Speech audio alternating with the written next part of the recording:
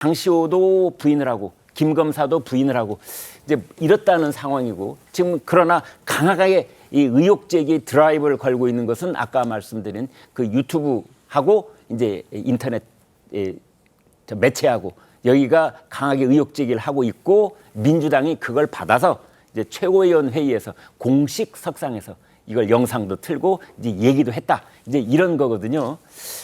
최창렬 교수께 여쭤보도록 하겠습니다. 저희가 뭐 나무를 또 한 그루씩 볼 때도 있고 숲 전체를 봐야 되는데 이런 일은 전체적으로 보면 이게 지금 뭐가 어떻게 굴러가고 있는 건지요?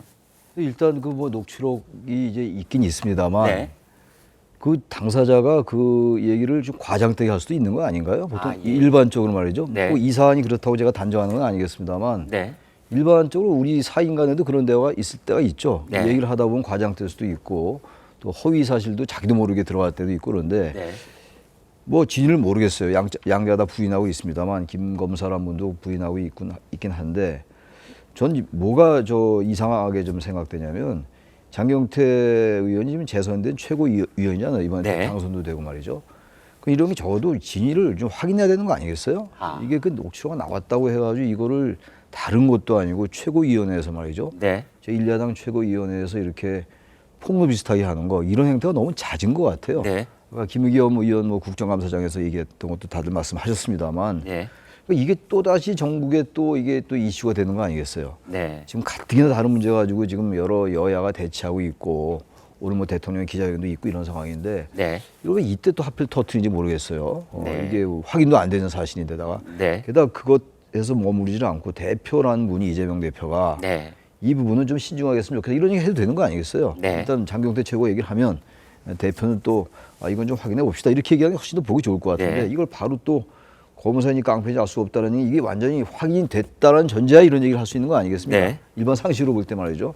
정 교수 너무 지금 이런 얘기들이 진실 여부는 알 수 없겠습니다만 어쨌든 검찰의 수사가 대단히 부진하다, 네. 믿을 수 없다라는 그러한 사실 좀 기정사실화시키려 하는 게 아닌가라는 생각이 들고 아무래도 이건 하나의 추론이겠습니다만 이재명 대표 사법 리스크와 관련돼서 그런 걸 의도까지는 안 하겠습니다만 네.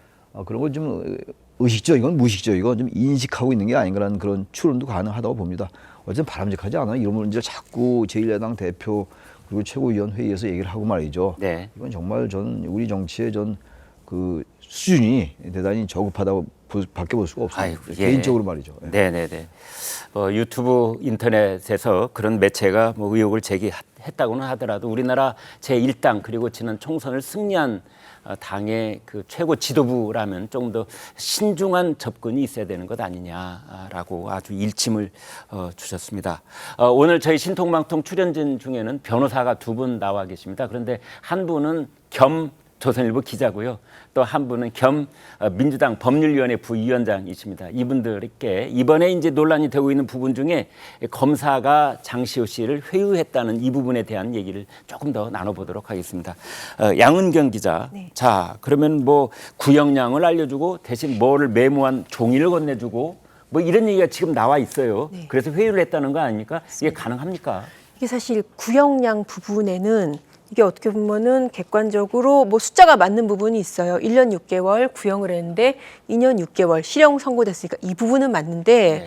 다만 이게 이 신빙성이 확 떨어지는 분이에요. 제가 이제 생각하기로는 페이퍼를 주면서 외우라고 그랬다. 네. 이거는 마치 어떻게 보면은 증언을 미리 학습을 시켜서 네. 그대로 증언하라라고 교사를 했다는 건데 이게 만약에 사실이라고 한다면 이거는 단순히 도덕적인 문제가 아니라 이 대표 말대로 중범죄입니다. 모해 위증 교사이고 네. 이거는 아마도 이 대표 본인이 지금 재판을 받고 있으니까 이게 범죄가 된다는 거는 아마 누구보다도 잘 알 거라고 생각이 들고요. 그럼 이렇게 정말 범죄가 명백한 사실을 검사가 증인을 살 사람한테 이거 증언해라라고 과연 현직 검사가 했을까? 그때 아무리 어떤 수사에 대한 욕심이 있고 결과에 대해서 뭐 잘해봐야지라는 생각이 있어도 그렇게까지 했을까? 이게 굉장히 지금 신빙성이 지금 떨어지는 부분이고요. 네. 또 하나 어제 이제 그 김 검사의 입장 중에서 이런 부분도 있어요. 이 사건이 이제 검찰에서 기소한 사건이라는 거죠. 네. 그러면은 기소를 하면은 거기에 대해서 그 구형을 하고 공소유지할 책임이 검찰에 있습니다. 네. 당시에 수사가 검찰에서 하다가 특검으로 갔다가 다시 검찰로 좀 왔다 갔다 했었거든요. 네. 그런데 지금 검찰에서 기소한 사건을 그때 당시 본인은 특검에 파견을 나가 있었다는 거예요. 네. 내가 거기 구형 관여할 일 자체가 없었다는 거예요. 네. 그래서 어떤 결과적으로 봤을 때 이거는 나하고 전혀 상관없는 장시호 씨와의 제3자와의 대화에 나를 끼워 넣어가지고 이제 음해하는 거 아니냐. 네. 명백한 허위사실이다라고 그렇게 얘기를 하는 것이고, 저도 다른 것은 몰라도 검사가 어떤 증언 내용을 갖다가 네. 저렇게 주면서 뭐 외워서 증언을 하게 했다. 이거는 너무나 지금 사실하고는 동떨어진 부분이라고 보입니다. 그렇군요. 양경 기자께서는 이제 그 김 검사의 말에 신빙성을 아무래도 더 둬야 되는 것 아니냐 이렇게 말씀을 주셨는데요. 이번에는 장윤미 변호사께 여쭤보도록 하겠습니다.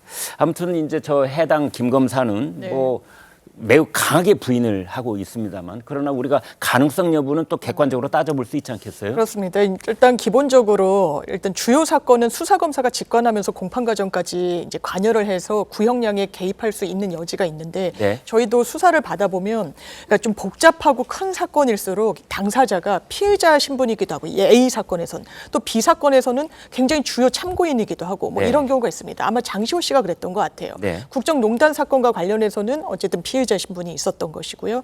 그리고 이재용 회장 사건, 삼성과 관련한 사건에서는 본인이 또 대단한 주요 참고인이었던 겁니다. 네. 그래서 지금 이 외워서 달달 외워서 이제 그 증언을 하게 했다라는 거는 국정농단 사건과는 무관하게 지금 삼성과 관련한 이제 뇌물 사건의 이 증언을 뭐 연습시켰다는 취지인데 네. 객관적으로 보면 그런 것 같습니다.